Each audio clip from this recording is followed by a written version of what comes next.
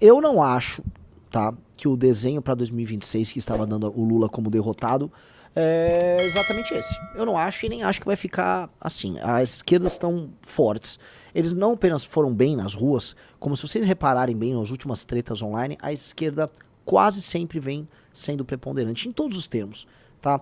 Tem esquerdista participando de debate, eles estão dominando essas discussões quando tem debates e tal. As grandes discussões no Twitter, por exemplo, a esquerda vem dominando.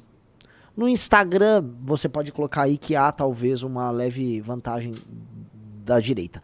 YouTube, a vantagem da direita foi menor, ela estreitou bastante. E, aí falando em termos meramente eleitorais, as esquerdas para as eleições de 2026 não estão fora do jogo. A gente olha Lula nas pesquisas como favorito, a distância para o Tarcísio na última pesquisa aumentou. Mesmo havendo, vamos dizer, uma queda na avaliação dele, ele estava tendo uma melhora de avaliação, houve uma queda. Então, cara, a gente bota aí no papel, de um lado um governo, que é um governo que vai ter dinheiro para comprar quem ele precisa comprar na hora certa, que é o que todo governo faz. E do outro, cara, uma oposição que não é, assim, apenas ruim, ela é rude ruim. A oposição brasileira é uma das piores coisas que eu já vi. Assim, a oposição contra o Bolsonaro era tosca. Né? O petismo foi tosco na oposição, vamos dizer, mais vocal, mais na imprensa. Né? Souberam jogar nos bastidores, tanto que soltaram o Lula e ganharam a eleição. Mas naquela oposição, a oposição não foi grande coisa. No período do Fora Dilma, né, comparado ao que a gente tinha anteriormente, até que houve, vamos dizer, uma energia ali da parte da oposição antipetista. Agora, isso que a gente tá vendo, assim, é qualquer nota. É digno de pena. Não duvido que o Lula vá para as eleições de 2026, no cenário atual, como favorito. A candidatura do Tarcísio vem subindo no telhado. O Rueda, que é o presidente do União Brasil, que é um partido que, enfim, toca a federação junto com o PPUNE, que tem mais deputados do Brasil, junto com o PP, desculpa, que é o tal do PPUNE. A gente começa a perceber certa fragmentação. E aí, nesse jogo, o Centrão, que é um bandido que fica parado, aguardando o melhor momento pra agir, ele pode simplesmente olhar pro Lula e falar, e aí? Vamos voltar pro velho casamento? O Lula só aguarda, com um bom abraço, alguns cargos e jogo que segue. Se o Centrão vê cheirinho de reeleição, ele pula na hora, mas na hora. E aí aquela frágil construção que envolvia aqueles governadores ridículos, aí Caiado pra cá, Zema pra lá, Ratinho pra lá, aquilo desaparece. Tô falando isso porque o discurso da direita e o discurso da oposição, conduzidos por bandidos do Centrão, não poderia dar em nada diferente do que a gente viu semana passada. Semana passada, em tese, só pra vocês entenderem, era um momento em que o Ciro Nogueira e o Tarcísio mostrariam seu valor pro Bolsonaro. Eles avisaram, temos um plano, vamos passar com o Centrão aqui, a PEC da blindagem, vai ter um pequeno custo de imagem, mas é bom pros nossos amigos do Centrão. A gente vai chamar isso aí, né? A PEC das prerrogativas, né? Assim os nossos parlamentares vão estar protegidos na hora de discursar. Isso ajuda os nossos irmãos aí do Centrão e tal. Vamos passar a anistia que ajuda as velhas, ajuda o Bolsonaro em parte e tal. Bolsonaro fica inelegível, mas vai solto. Tarcísio pinta, portanto, como candidato, como articulador da soltura do Bolsonaro. Os mercados ficam felizes, o jogo fica bom. Fica todo mundo mais ou menos contemplado. Esse era o plano. Eles partiram para a semana passada com esse plano. O plano foi absolutamente demolido. Não contavam conosco. Vocês precisam colocar uma coisa na conta. Tem um fator Kim. O Kim Kataguiri, o vídeo do Guto.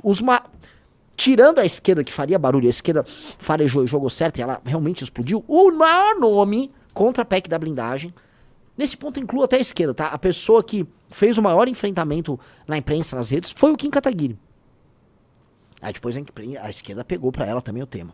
Não contaram, isso gerou um dano dentro do campo da direita.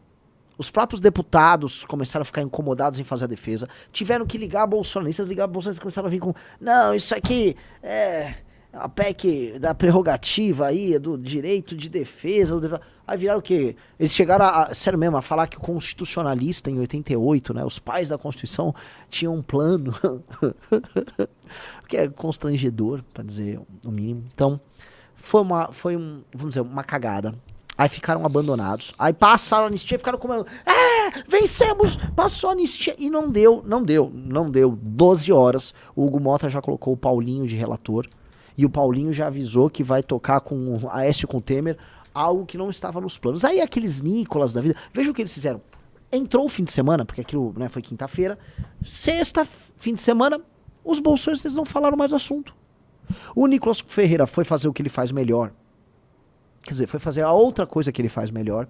Né? Ele foi basicamente, ou que ele mais gosta de, segunda coisa que ele mais gosta de fazer, ele foi basicamente cuidar da própria imagem, né? Uma coisa bem feminina.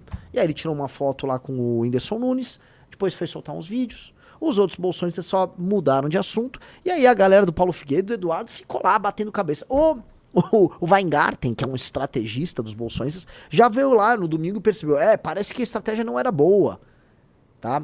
A estratégia não foi muito legal. Não dá pra misturar uma coisa ruim como o PEC da blindagem com uma coisa boa com a anistia. Só ele se esquece que, né, as pesquisas que saíram sobre a PEC da blindagem mostraram que 84% dos brasileiros foram contra. Como a anistia conta com uma impopularidade na casa dos 64%. Falar que a anistia, tipo, nossa, o Brasil só fala em anistia. Não, assim, bolsonaristas falam em anistia. Esse assunto, precisa ser entendido, na população brasileira é um assunto menor.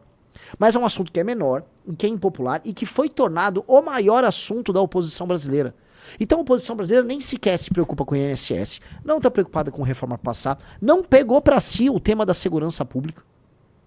Cara, tanto que assim, os maiores defensores do endurecimento das leis penais no Brasil são os membros do MBL.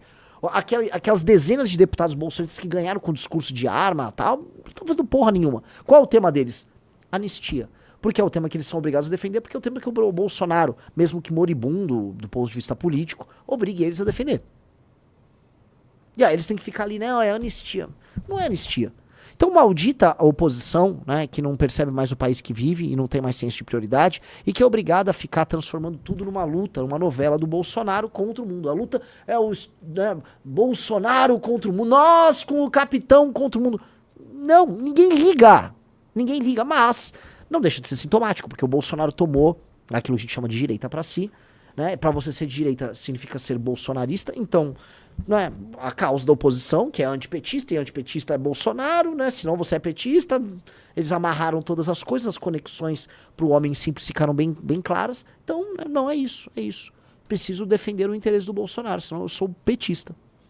Tanto que, vamos lembrar, nós votamos contra a PEC da blindagem e o Kim Kataguiri foi chamado de petista. Ah, ele votou com o PSOL.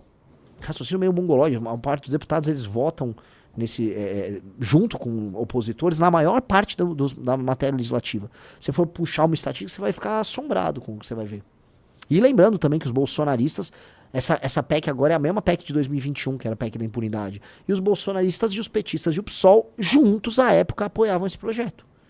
Então, não é sobre isso. O PSOL só que mudou de opinião.